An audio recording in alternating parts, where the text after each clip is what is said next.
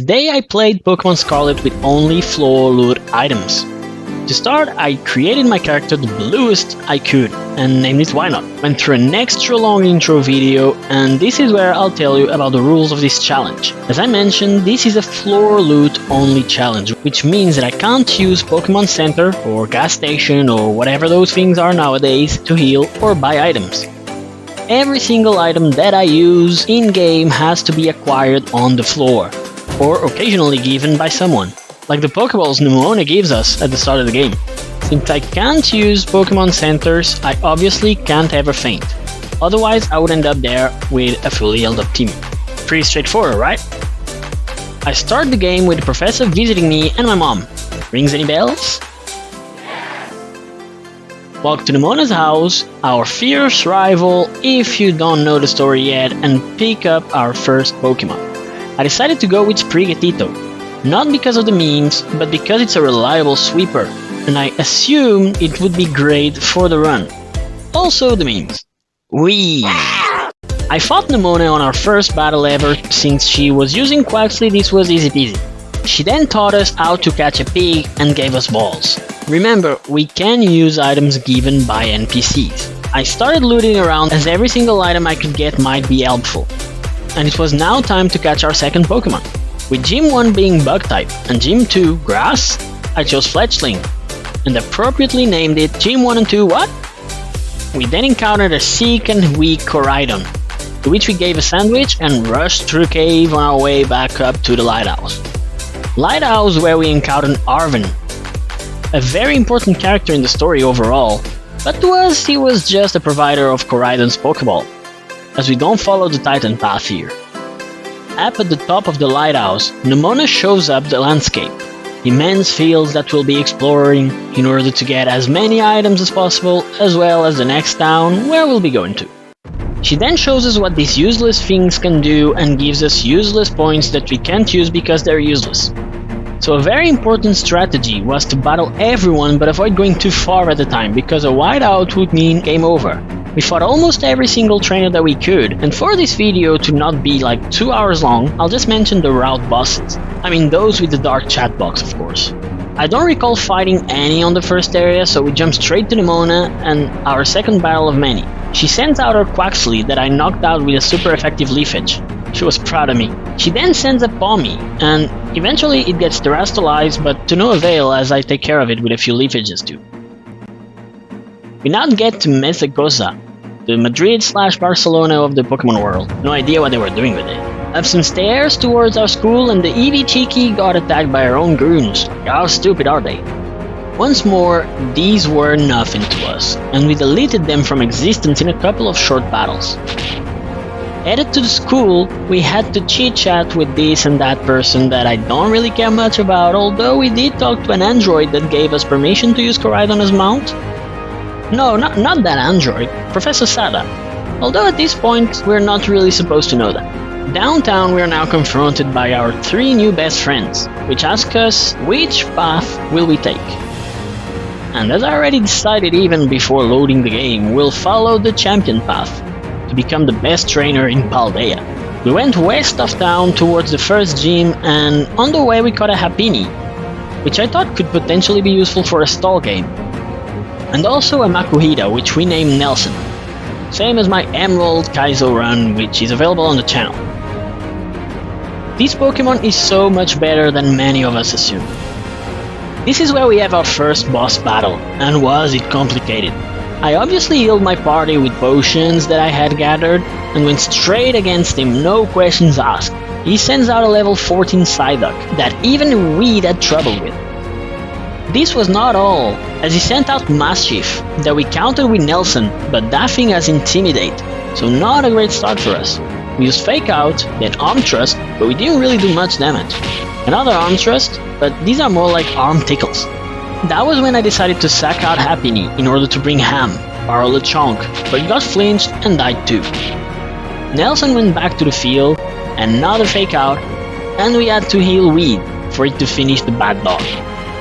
I really thought it was going to be the end here, as Nelson was KO'd as well. But with a newly learned pair of magical leaves, Weed got the best of it. Of course this guy had 3 Pokémon, but since the last one was Mudbray, we'd managed it really well with 2 magical leaves again. How tough can this challenge be? Well, here's an answer. At this point we already had picked up 7 revives, but we only used them on Nelson, as these are the most important items that I can have. So both Ham and Tiny PP went to the boss. It was now time to pass the first gym challenge, and since I don't have time to push giant olives, I outsmarted the game and just battled both trainers in there. Only to find out that regardless of the battles, you still have to put the olive in the basket, so I went all the way back and did so. Assuming that my team was not strong enough yet to defeat the first gym, I decided to roam around gathering more items and battling trainers. And this is where I found a Thumpy, that we immediately caught and named Weewap. Last but not least, our dear fledgling evolved into a gorgeous Firebird. Still before the gym, I went on to eastern side of Mesagoza to level up a bit further and to ensure that there would be no bad surprises. Armin called us to face a Titan, to which we said sure, but we never showed up. And immediately after, we faced the zone's boss. This one with a level 17 Jigglypuff and a Skidoo. Nothing much, to be honest. We passed the second gym's challenge after we gathered an army of Sunfloras, and this is where we headed back to Cortondo. We healed our party, gave some experience candy to Gym 1 and 2 Wad to make it level 20, and rushed to the gym again, easy peasy. Flame Charge on Nimble, Flame Charge on Tarantula, and both KO. The Teddy Ursa came out and Terrestrialized, didn't do it much a favor, to be honest. And after a Nair Cutter that didn't knock it out, it used Fury Swipe, which ended burning it due to our Flame Body. We used another Flame Charge and Gym 1 is ours. Straight to Gym 2, which will just be as easy, right? Well, not really. Sure, Petilil and Smoliv went down with one single Flame Charge each. But next came in Sudowoodo. See, I hadn't Terrestrialized in the first gym because I knew it would be more helpful here, as my new opponent would have rock type moves, so I did just that here and got rid of the fire type, by making me only twice weak to rock moves. I used Flame Charge again and wow, that did nothing. But that rock throw, despite being only twice weak to rock moves, it got us, and Gym 1 and 2 Wad was suddenly just Gym 1 Wad? Nelson came in and used Fake Out, and a couple of Force Palms, but no paralysis for us. Weed came in and used Bite, but due to several Trailblazes, Sudowoodo was now faster than us, so I decided to use 2 quick attacks to finish the game. This was really harder than I ever thought.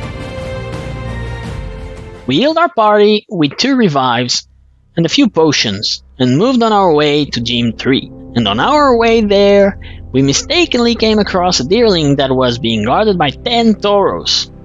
As it wouldn't let us run away, we ended up using a Pokédoll. We looked and 10 minutes later finally found what we came for, a Cyclizar. Only to step on yet another freaking deerling. That thing can camouflage for sure. After searching a bit more, we started a battle against what is one of my favorite Gen 9 Pokémon and caught it with an Ultra Ball, and named that boy On the Road Again. We healed our party and fought the area trainers when we came across the area's boss. The little kid started with a Lockix. Not a fit match for Weed, so we switched to Fletchinder that immediately got the Flame Body when it hit us with U-Turn. Rufflet was next, and this one was using U-Turn too. You see the game here, right? I finished them with Air Cutter, Flame Charge and Acrobatics, and that was it. But on our way to Gym 3 we had to face Nemona once again, which I didn't remember. But that was not too bad, as once more, Weed took down our whole team by itself. This time with Seed Bomb. We passed Yono's challenge, which is just the most annoying one, in order to level up a little bit more before the gym itself. Healed our team, which was not really where I wanted it to since Fumpy hadn't evolved yet, but we faced her anyway as I had a plan. Although my plan failed miserably as soon as I noticed that our first Pokémon was Wattrel, the perfect counter to Weed. On the Road Again came in and breaking swipe twice and knocked out the bird. We could now return on the field. We used Own Claws and Luxio used Bite. Own Claws again, Bite once more. A third Own Claws, a third Bite. This is where we used the Super Potion for a good measure. I decided to use an X speed to ensure that I would be faster than Miss Drevis, and spam Seed Bomb on her 3 Pokémon after terastallizing in front of Bellibolt, which actually tanked the Seed Bomb. But Miss Drevis did not. Gym 3 is ours, with no casualties. We arrived to Cascarafa, only to be blocked by Team Star. I was too greedy and ended up with a non-stop conversation with 2 imaginary people. Team Star didn't let me go through their barrier, so I did what any normal 12-year-old kid mounting a legendary dragon would do and jumped into the desert. Now actually in Cascarafa we immediately took care of the Gym's challenge, which consists in beating. Yeah. There's also a battle, so that's okay I guess. Nelson got his very much needed evolution right before that in the desert though. We were now way too frail to beat these gyms, so we roamed around, gathered items, found trainers, including the area boss with his Charcadet and Spiritomb. Not really a difficult battle to be honest, but our Wee-Wap had now evolved into a Donphan. And now we had reached Medali, the 5th gym town. We faced the 3 trainers that had clearly higher levels than me, but they were actually a piece of cake. I mean, if you count a massive takedown on Fletching, they're a piece of cake. Wondering if I would be strong enough to beat the 4th gym, I looked for some other weaker trainers and finally got the biggest upgrade to my team, the Gold Cool Helmet. With this, no one can beat us. Again, with some doubts in mind, we faced Kofu, which started with Veluza, and we used a Bite from on the road again, which actually got a flinch. We used another Bite, and then a third one. Kofu sends out Work Trio. No way this thing is faster than us, so U-turn, switch to Gym 1 and 2 Watt. It used Deadbutt, and I used Acrobatics, but that thing was faster and used Water Pulse. Thank God it didn't KO us though. We now send Nelson to fight Crabominable. Not really fight, but rather stall a little, as we use Fake Out then Force Palm but no paralysis. We switch to Weed as we can take a Crab Hammer, no worries, and finish the battle with a Terra Seed Bomb. One more gym is ours. Now this is going to be the controversial part guys. As you might expect, I don't play these runs all in one go. I play some parts and then put everything together as a normal human being, right? Well, let's say that I forgot to hit the record button and lost 2 hours of footage, which I could actually not replicate since the game has autosave on. Oh well, I'll just tell you what happened really briefly. I faced the 5th gym leader, with Nelson up front holding an Aguav Berry. I used Belly Drum to max the attack. Its Komala used Slam, which didn't actually take me out and activated my Aguav Berry. I then used an X speed, followed by a Super Potion and another X speed to ensure that Nelson was faster than anything he could bring to the table, and took them all out with Force Palm. I actually used this tactic later on the 8th gym as well. After the gym, Nemona faced me and I actually got a free heal from Gita, and took care of Nemona once more, although Quacavel used its signature move that made things a bit more complicated. I also caught a Sushimon, which KO'd 2 of mine while trying, so 2 revivers were wasted there. Almost 2 hours of lost footage later, and I went to the Spooky Town to face the 6th gym. On the way, I battled the area's boss, which had a Camelot level 41. Things were getting serious, and I decided to test Sashimi. Use Muddy Water, and well, this is just unfair. The DNA came out, and Wee-Wap used Stomping Tantrum, and KO'd it. Last Pokemon Veluza was taken care by Weed, now a Meowscarada at level 39 with its amazing Flower Trick. We got to the gym and faced the little fellas that granted us with another free heal, and eventually the leader Macron came to us rapping, but that's not what we're here for. We start with Nelson and Weed, not really sure why Nelson though. We Night Slash the Bayonet and use Knockdown on Mimikyu. On the following turn, Nelson's was used to give a defense boost to Weed via X defense, in order to tank the play rough. This happened just as Weed took down Mimikyu with Flower Trick. Rhyme brings in Toxtricity, and we crit Night Slash the Ghost Dog. Another Night Slash on Toxtricity, this time, and another battle, another gym badge. We went all the way to Alfornada. Battled many trainers along the way, and once more we faced Nemona. She really is not at our level, bro. Weed, on the road again, and Weewap took down all her Pokemon, and that was it. We passed the gym test, which was actually a bit more complicated because my controller A and B buttons are reversed, but well, we did it. Beat both trainers, and then it was time. The toughest gym leader of all, Tulip, came in with her Farigiraf, which was down with a crit Night Slash. Gardevoir was next, and we terrestrialized to avoid taking a super effective Moonblast, but in the end, Flower Trick was all we needed. Esparta, the Lady Gaga of the Pokemon world too, had Flower Trick as well, enough to KO it. Last Pokemon was Florges, which terrestrialized into Psychic type and actually tanked the Flower Trick. Thank God we were no longer a Dark type and resisted this time. The second Flower Trick took care of it. Bye bye Gym 7. Back in the mountain, after some more looting and training, we outperformed in the 8 gym test, which is literally the best minigame in the entire series. Grusha uses Ice-type Pokemon, and so, as mentioned earlier, the special Nelson tactic was to come in play. We start with a Fake Out, as always, which actually doesn't flinch Frostmoth, as it misses the Blizzard. Then Belly Drum, as my opponent uses Tailwind. Not being attacked, I had to heal a little bit to avoid being KO, but she missed again. This time I used my last XP. As she launches a Blizzard, I use Knockoff as the Tailwind petered out, and then Force Palm on the Beartic and set item.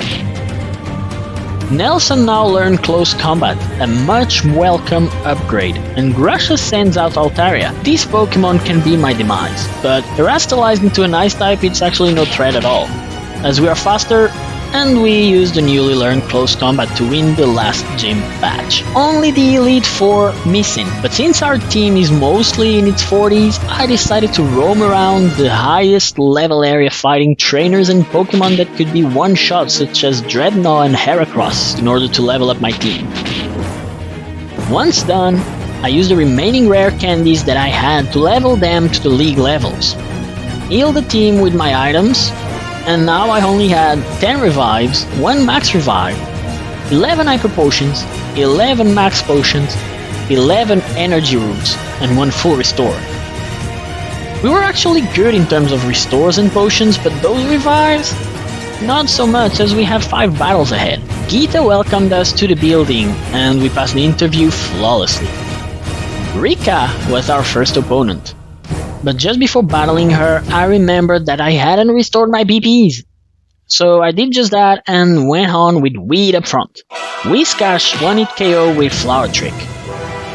Camerupt came in, so Sashimi used Muddy Water. We kept Sashimi on the field because of Donphan's Sturdy. Used Muddy Water and Dragon Pulse. And Weed was back. Flower Trick on Dugtrio and a terrestrialized Clodsire, it was game over for Rika. Really not a good team, to be honest.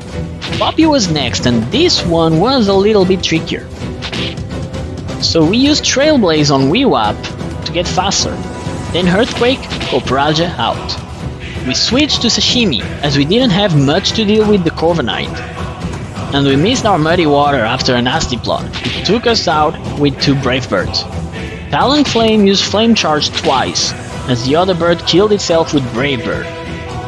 I was really expecting it to use Roost though.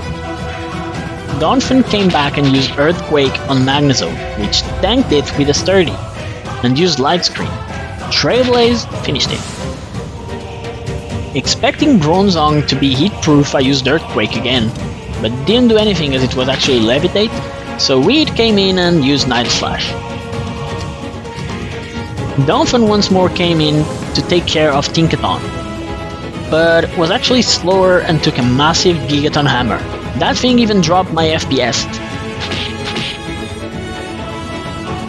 Nelson to the field this time, Fake Out, then Close Combat, and Tinkaton actually used Brick Break, like what the hell. Well, I won't complain, second battle done. Larry, the 5th gym leader that I didn't record, makes his appearance in the league as a Flying type Elite Four trainer. I start the battle with On the Road Again, use Shift Gear when Sestropius uses Sunny Day to get its chlorophyll. I then use Shift Gear again and take a huge Dragon Pulse. Dragon Claw did not finish it, so it got me back with another Dragon Pulse, which we barely survived and activated our Aguaf Berry. We U-turn on Staraptor, which gets a rocky helmet to the face.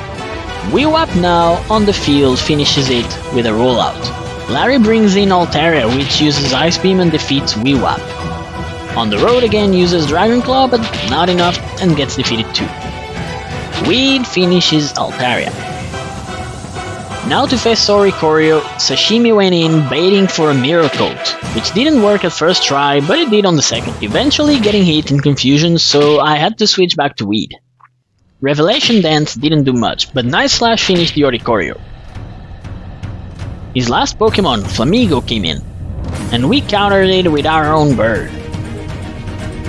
We used our strongest move, Acrobatics, but that didn't even do half HP of damage. Sadly for him, his Brave Bird was too much, and after a second one on Nelson, the battle was won. Like seriously, who uses a Brave Bird knowing that you're going to die and it's your last Pokemon like that? Doesn't really make any sense.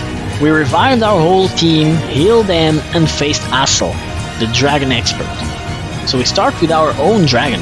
Expecting to get hit by Dragon Pulse, I gave it a Haban Berry, which halves the damage coming from Dragon-type moves. But he went straight to Super Fang, halving my HP instead. I also terrestrialized so that I wouldn't be weak against Dragon-type moves, and used Shift Gear. I could no longer set up after that, so I KO'd Noivern and Dragalge with Dragon Claw. Same for Flapple, and then Axorus. I was faster than everything and strong as hell. I could sweep his team, but his main, Baxcalibur, tanked our last Dragon Claw, and used Glaive Rush. Weed came in, used Play Rough, and finished the battle. Only Gita was left. We had now defeated every single member of the Elite Four. Not only that, but they actually healed my team. I met Gita at the top of the building, and she sent out a Spartra, which was knocked out by a Night Slash. Easy. Go-Go took a Fake Out, then Nelson set up Belly Drum, and this idiot used Bulk Up. Got yourself a champion? She sends in King Gambit, which finished Nelson. Weewap came in, used Earthquake, which was actually tanked by it. A second one did the trick though. We sent Weed to use Flower Trick on Veluza, no chances of survival. Then Talonflame for Avalugg. This one was more complicated as we're physical attackers, so I just took some of its HP before I sent Sashimi, used Nasty Plot and then Dragon Pulse. Thinking that Sashimi would be faster than Gilmora, I kept it there and used Muddy Water, but that thing was actually swifter than us and knocked us out with Dazzling Gleam. No worries. With Poison type out of the way, this was just too easy for Weed and a Flower Trick. Done, we finished the trial, we beat everyone, and we're now officially the best. Well, there's actually one more person to fight, for a last time. Nemona meets us outside of the league building asking for a final match. We accept it, and meet her in Mesagoza. She starts with Lycanroc, as usual, and we start with Weed, as usual too. This time we use an X attack as she misses the Stone Edge, then an X accuracy for Play Rough, and she uses Stealth Rock. Pointless. Flower Trick from our part finished the good boy. Palmot was next, being a fighting type took a massive Play Rough. Same thing for the Dragon Gudra, no chances. Earthworm was a more complicated Pokemon on our team as it took a Night Slash. I should have terrestrialized there cause that body press was strong. I decided to do that on the Dunsparce to ensure a 1-hit KO Flower Trick.